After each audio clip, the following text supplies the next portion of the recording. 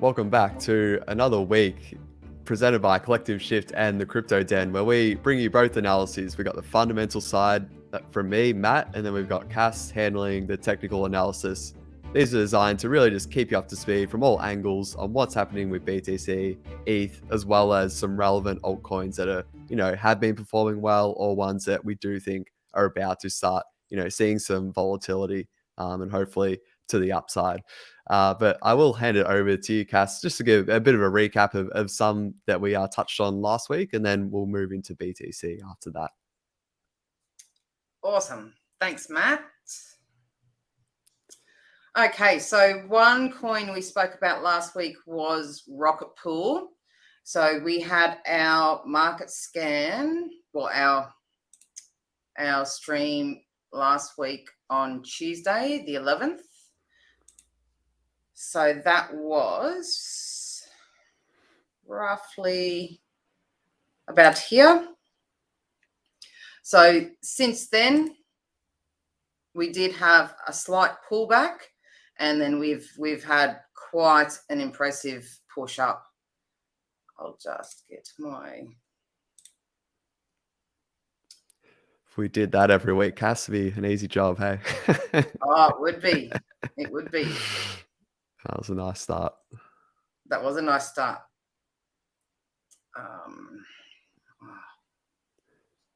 Well, we'd actually find that, Rocket Pool, for those who were out of the loop, they had their big upgrade on the 18th of April. Oh, well, they're about to. So just on a spot buy, it went up 55%. So that's great.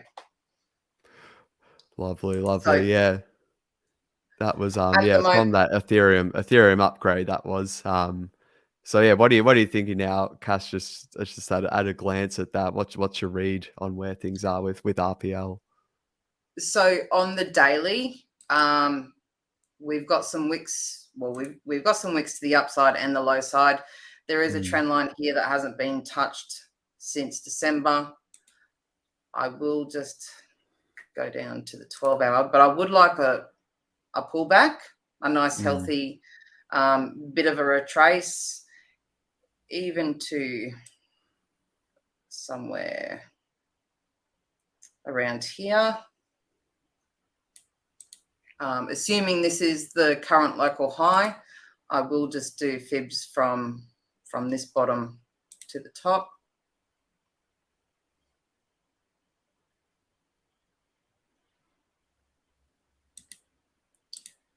And then I'll draw this shorter trend line in.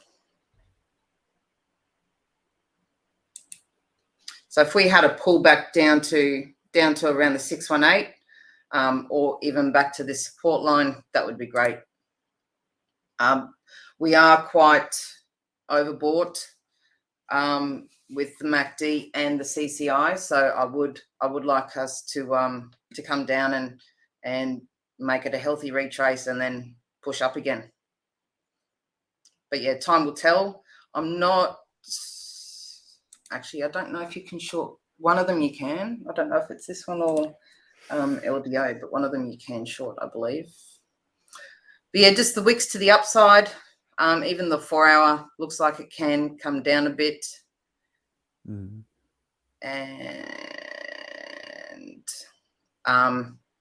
divergence forming for the CCI as well. So yeah, would like pullback, nice healthy pullback, and look for entries in. The other one we shared, which was LDO, did you just want to recap fundamentally, Matt? Yeah, as a similar way in that liquid staking category, like Rocket Pool, Lido is by far the dominant sort of liquid staking protocol in the market. Rocket Pool would be second. Lido, is by far the dominant one.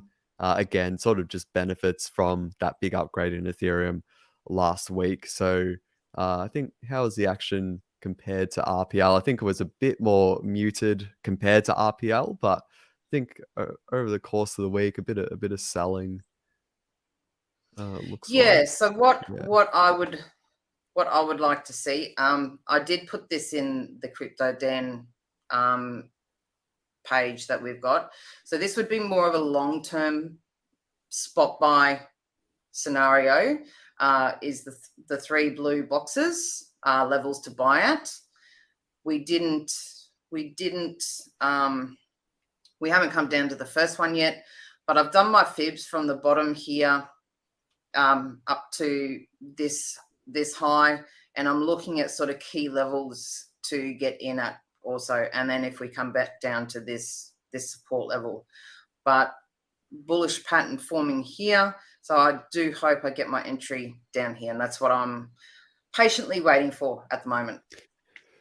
Yeah, nice. And they do have that sort of short-term catalyst whereas Rocket Pool's got their upgrade on the 18th of April, Lido's is not yet has a final date, but it'll likely be around the middle of May. They're upgrading to Lido V2, so fundamentally some things to look forward to as well and to keep in mind.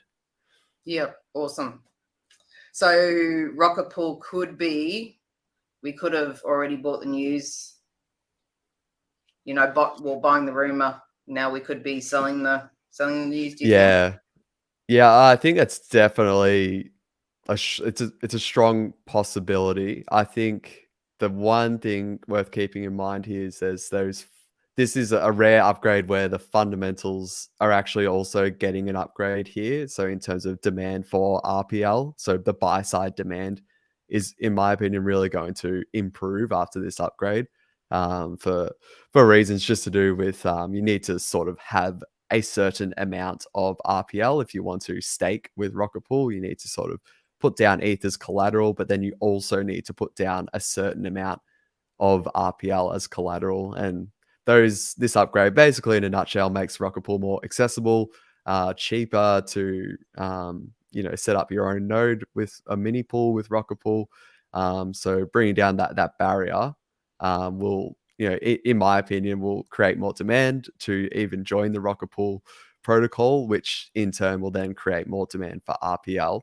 But that's fundamentally, and we know crypto, is still pretty young and doesn't like trading short term on those fundamentals too much. But which, if gun to my head, if I had to pick, I would say it's gone. It'll start a sell off in terms of the rumors being brought and the news coming tomorrow will be a sell off.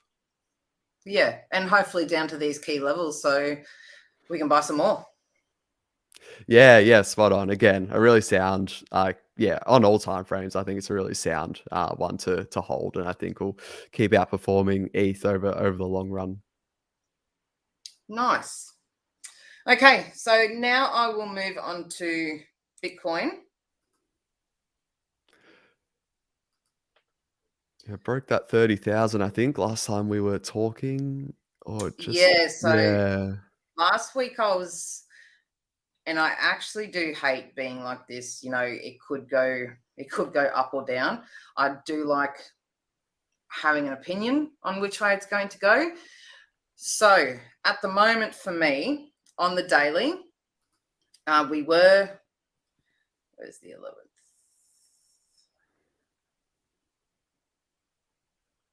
Yeah, we were around here.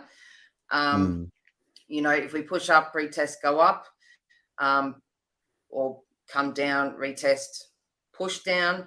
So at the moment, so I've got a pattern there. It's not confirmed until it's played out, basically. Might look as, you might think it's going to play out, but they're not valid until they play out. But I do have that.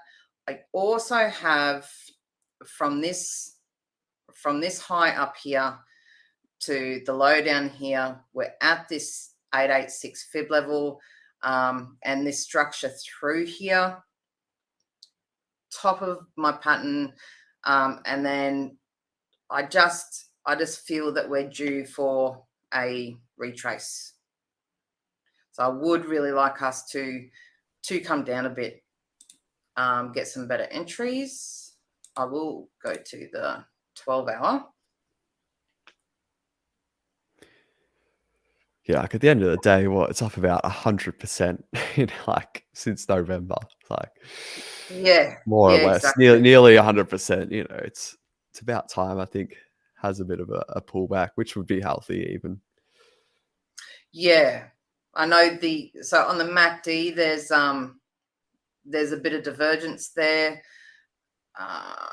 Not really on the CCI, but I do also know the DXY is currently sitting on support with a bullish divergence. So I would like to see the DXY go for a bit of a run and BTC come down for a bit of a retrace. And yeah, just to bring our collective shift viewers just quickly up to speed on that, DXY, that's the US dollar sort of index, bunch of different foreign currencies, and more or less the last year or so, Cass, it's been more generally a case where if the US dollar index or DXY goes up, Bitcoin price tends to have a hard time. That's the case, isn't it? And vice versa. pretty much, yeah, pretty Yeah, much. yeah. Cool. So fib levels from this local bottom to the local high. I know I've got some lines here, so I will make it clearer in just a second. I would like to see a push down to this area. So this is the 50 fib level, the 618. But we've got this level through here of support, which I would like it to bounce from.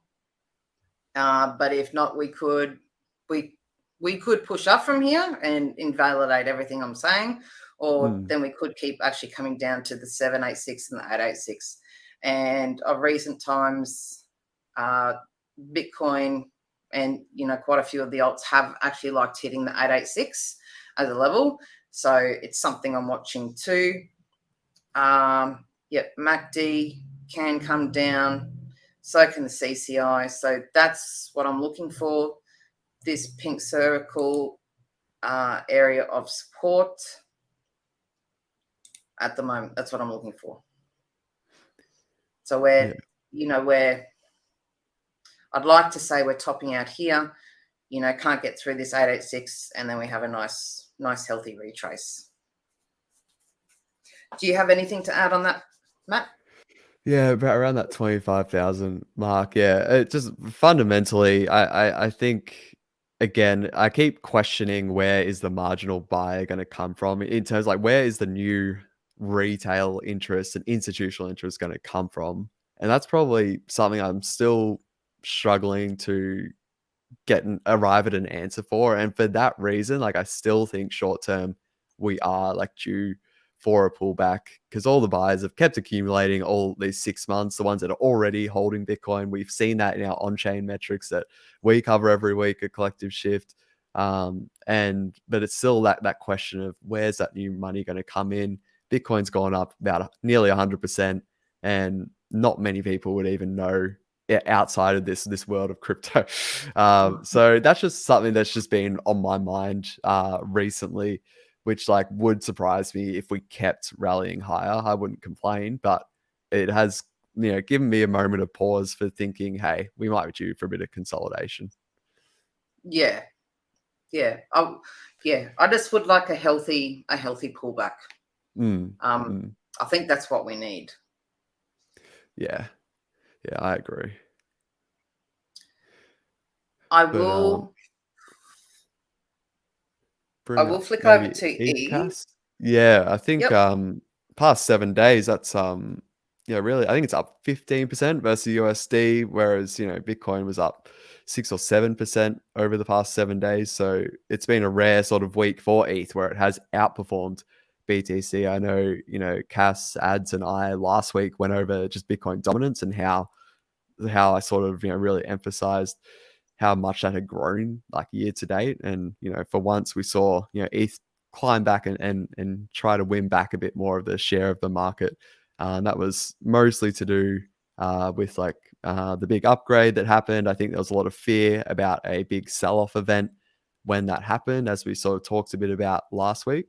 Once it became a bit obvious that the sell, like there wasn't a lot of people rushing for the exits and selling their stake, I think that gave the market a lot more confidence that there wasn't going to be a crash. And here we are now with a nice double-digit percentage gain for ETH over the past 7 days. Yeah, exactly. So I am going to maybe mention what I did with Rocket Pool. We've had this push up. I Mm. once again do think it's due for a pullback. Do you think it could be similar to buy the rumor, sell the news type of thing? Oh well, I think in this case last week it was almost the opposite, like in a way, where they waited for the news to see and then they brought. But I Yeah, think now that we're like a week on from that, as I think I talked about last week, just ETH I think is going to struggle in terms of just focus and attention as we see sort of the year, like the Bitcoin halving get closer and closer. And there's not really that many like big upgrades coming for ETH, like definitely not in the next 6 months anyway. So yeah, in that sense, it's just a really strong, in my opinion, it's still a very strong case for just long-term accumulation because yeah, very confident in the fundamentals of Ethereum. Like as each upgrade comes, I get like more, I suppose, encouraged about the direction it's going and that it can actually, be able to process all these mass adoption if we ever hit it with all the layer twos that are taking off, and that's all very promising. But short term, I can't see that much to get excited about when we're talking about just ETH, and we're ignoring everything else. Obviously, as we've talked about, there could be macro forces and stuff that force up risky like tech stocks and then crypto, and then ETH obviously would then run in that case. But when you're yeah, talking about ETH in exempting, like excluding all other cryptos, I can't really have a strong case for it in the short term, like outperforming everything else. yeah.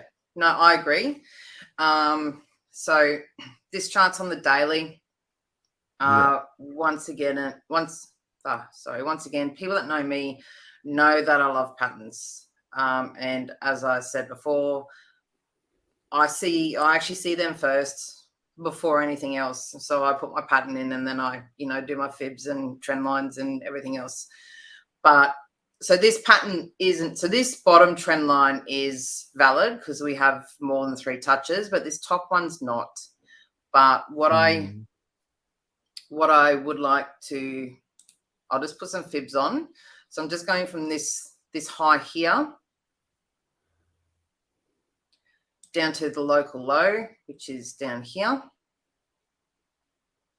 And I'm just watching these levels. So at the moment, I see us.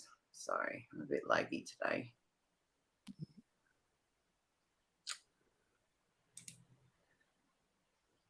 So at the moment, we're hitting this level 3 here of resistance, which is nearly at the 50 fibs.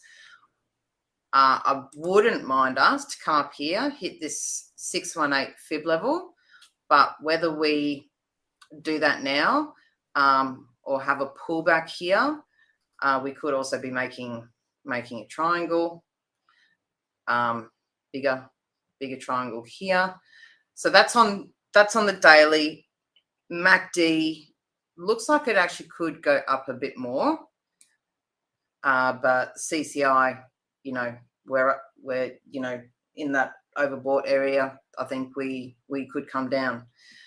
So just going to the shorter time frame. So if you're looking for a quick trade in out, what I'm looking, so on the smaller time frames, I've done this trend line, which it's currently respecting, but I'll make it a bit bigger.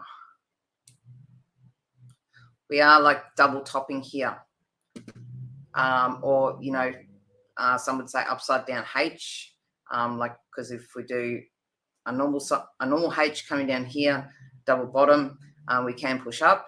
So this for me is looking a bit upside down. So looking for a pullback down here at least. Would love us to come, down to these levels here, but short term, that could take weeks. So short term, what I'd like to look for, and I'll just do some fibs on this smaller move.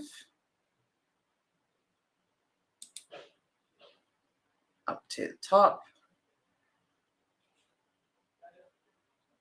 So I would like to see us come back to that, that 618, this trend line, this sort of area. Let's put my little circle in. I'd like to see us come down here and then have another push off. So for me, if you're in a short at the moment, well done. Because yeah, we've had a nice push up. I think we can come back down here at least before even coming into a squeeze in this area here. So that's what I've got on ETH.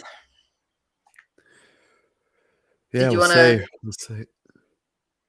Yeah, we'll see over the week ahead. Yeah, how that plays out. But yeah, so I kind of have that same sense of that same sort of falling back down below or slightly below 2000, or at least back towards it. But yeah, we do have some alts this week, Cass, that we did want to cover. I think the first one was Solana. So the ticker there is SOL, as I'm sure many are aware of. This one is, I think it's up for about 25% in USD terms over the past 7 days. Was looking around for a fundamental reason why this happened, and wasn't actually able to find one, but I did want to bring it up because probably similar to Avalanche last week. It probably falls in the exact same category as Avalanche Solana does, of these two blockchains that, to really dumb it down, are just trying to do what Ethereum can do. But they are trying to be cheaper, and gain mass adoption of all these different users. There's all these apps and protocols built on top of Solana and Avalanche, and that's essentially what their value proposition is in really simple terms. Solana was really, really on its knees, to be honest, in about November after the FTX collapse. Yeah, it it was, was. wasn't it? It really was. It had a very shaky November in particular. It was actually kind of ironically about a couple of days after their biggest sort of annual conference. Unfortunately, all the FTX stuff came out. What I was saying to Collective Shift community at that time was, it got caught up. I think the headlines really oversimplified things. It was almost connected in many ways to FTX and SBF, Solana. But we have to I think a lot of people forgot, or just simply didn't realize how long ago that was. That, yes, FTX was fundamental to growing Solana and bootstrapping it and getting it up and going. But this was a solid 18, 24 months later, which in crypto is a long time, when this FTX collapse happened. And by the end of FTX's days in operation, it wasn't really helping Solana as much as definitely what it did at the start. Solana was able to, build its own partnerships, relationships, with some really reputable, financial institutions who are, building now on top of Solana. Jump Crypto is probably the biggest one there, where they're sort of building, more clients for Solana. So at the moment, Solana just has sort of one client that you can download and run a node, which is really centralized and very risky in terms of just network uptime and stuff. This Jump financial sort of, I think it's a trading firm predominantly, but they are actually building a client as well for Solana, which will really help, I suppose, diversity and network security. But to really simplify it, I think a lot of people just had written it off and said this thing's over.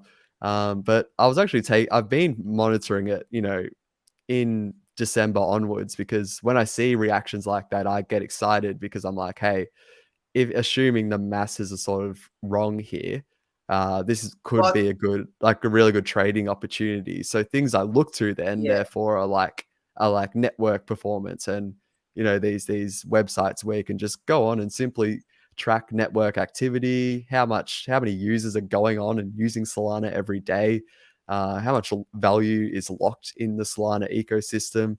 And yes, that fell, as did everything else in the whole crypto space after FTX. But you might be surprised, like how well it's still holding up, and how much, I suppose, the ecosystem is still there, and it's still like a sort of, I wouldn't say thriving, but it's definitely like a resilient ecosystem that is still dedicated to building on top of Solana. And I think the market is sort of starting to price that back in. So yeah, it's been quite a wild ride, and just a lesson, I suppose, for all you traders out there, of just, reading, like focusing on sort of headlines, and seeing the market's responses to headlines, and then just maybe doing some follow-up work to maybe see if those assumptions are sort of true and not. Because in hindsight, well, everything's 2020, but if you were to do that at the time of Solana, like, as Cass has got that trend line from the bottom there, it's had a really nice run since that collapse in November. Yeah, but I also wonder if people thought it was going to be exactly like Luna, just Yes, yeah, didn't stop. yeah, yeah, So definitely, yeah, definitely. yeah, so that's what I'm thinking as to sort of why people wrote it off and so forth. But yeah, at the moment it's holding the trend line. We're at resistance, forming our triangle. Daily looks to have a pullback. We've got a divergence where MACD, well, this is 12 hours, sorry, but there's a divergence, bearish divergence on the daily. On the 12-hour, MACD overbought, so that can come down. So looking for a pullback before the next push up. And I think you'll find this trend line area here will coincide with, I'll just do this little level, will coincide with some fib levels. And just setting up the fibs there, Cass, they did announce last week the upcoming sort of launch, or of their smartphone. So it's going to be a Solana, smartphone, basically to go in competition with Apple and all the Android phones, but it'll be a sort of a blockchain sort of native phone, which has a lot of different applications. If it works, it's still a big if in terms of if it works. By if it works, I mean if it gains a lot of traction and usage. I think the phone itself works, at least in testing, but that's going live. That's going on sale on May the 8th. So, that could be a reason why there's some more volatility in recent days. And as that May 8th date approaches, that might be an important one to just have in your calendars. Yeah, definitely. I'll be putting it in mine. But yeah, at the moment she's looking all right. Bit of a pullback and then next push up. Yeah, good stuff. And then, I think, if similar to what we were talking about last week, if for some reason, well, both Cass and I sort of short-term outlook is sort of invalidated, and BTC and ETH continue higher, I would have a strong confidence that Sol would outperform, because it's sort of the next sort of logical one, or at least one of a few that you would expect would be the first profits to turn into, given it's sort of the next sort of tier down after BTC and ETH. Yeah. Yeah, but we will move on to another one that's had quite a very impressive last 7 days in Arbitrum. So the ticker for that, for those unaware, is ARB. The tokens only existed for about 4, 5, 6 weeks now. So starting to get some consistent price data in. But as you maybe just scroll in a bit there, Cass. There's I will. So this is the Binance, just for everyone watching. This is the Binance chart. I will just show you a difference in the charts.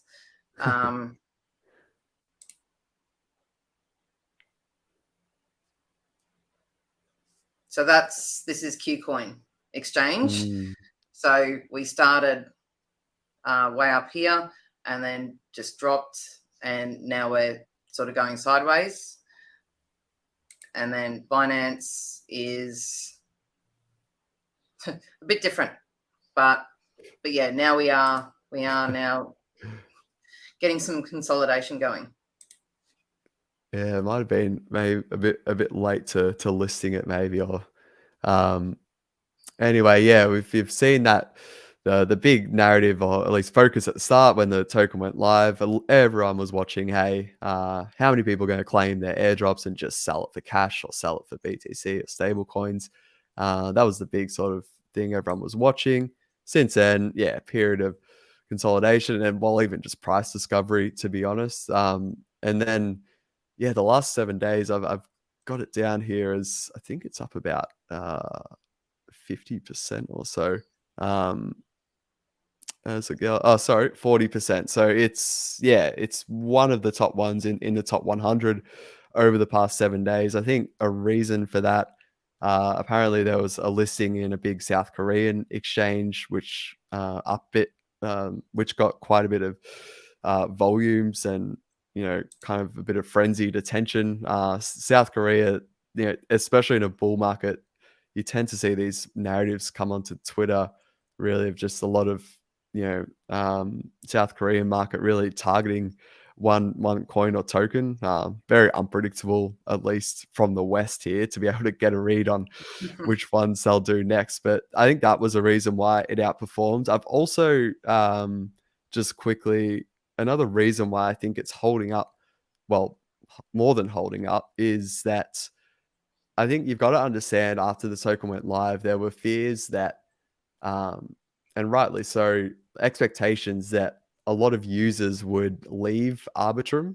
So these are known as airdrop farmers, for those of you unfamiliar, just people who will use a protocol or an app, right in the moments like when it doesn't have a token. They'll use that purely just in the expectation that they will get an airdrop eventually.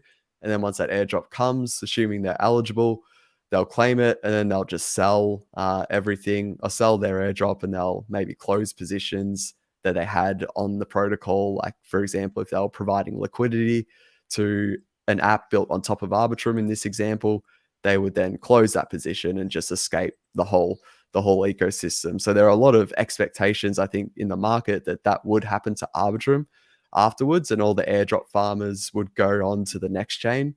Sure, a lot of them did. ZK Sync was probably being the big, well, beneficiary if you want to call it that, afterwards. But I think the market has been surprised by how, to the upside of how well, or how much is remaining in the Arbitrum ecosystem in terms of daily transactions, total value locked, amount of fees that are paid every day.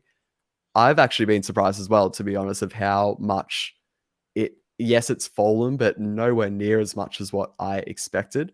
And you're sort of now seeing Arbitrum, really, of the layer 2 solutions on Ethereum, it's really now established itself in these past few weeks of one that's like a sort of a cut above the rest. Whereas there was expectation at the time of the airdrop that Arbitrum was just another layer 2 that could be, looped in with the likes of Optimism, and then even the likes of Polygon, which is becoming a layer 2 very soon. So I think it's just a surprise to the upside from a fundamental standpoint. And that's sort of a reason I would put down to Arbitrum's sort of recent outperformance, as it's here now at $1.65. But I'll hand it over to you, Cass, to share what you're seeing on the charts. No worries. There's not much data here. Yeah. So I'm just actually, I will have a look. Oh, it's a good lesson, I suppose, in these new tokens to even just talk a bit about how your conviction sort of changes given the price history, or in this case, the lack of price history. How much harder it is to even read into certain moves. It is charting. We do love data. Yeah, of course. Always, one of the common terms is, look left to see where price has been. And when a coin's only been around for a couple of weeks, 23rd they got listed on TradingView for the exchanges. So there's pretty much not even a month. But you can short it. So you can short it on OKX, Bybit, BitMEX, MEXC. I've never used that before, but anyway. And also, when I will just say this, when you do get a new coin, generally they get listed on all the exchanges at different times. So then you can go find through TradingView the chart that has the most data. But I went through all the charts this morning and they're pretty much the same day. It just varied on the volatility. Yeah, so it's like a shotgun sort of launch where you'll see these high profile projects, which Arb definitely is. I think it's maybe top 50 by market cap. I think it's about 30th ranked by market cap now. And you'll see these days when those high profile airdrops come, a lot of the exchanges will announce that they will list it when it goes live. I've noticed that's changed a lot since in the years gone by. Yeah.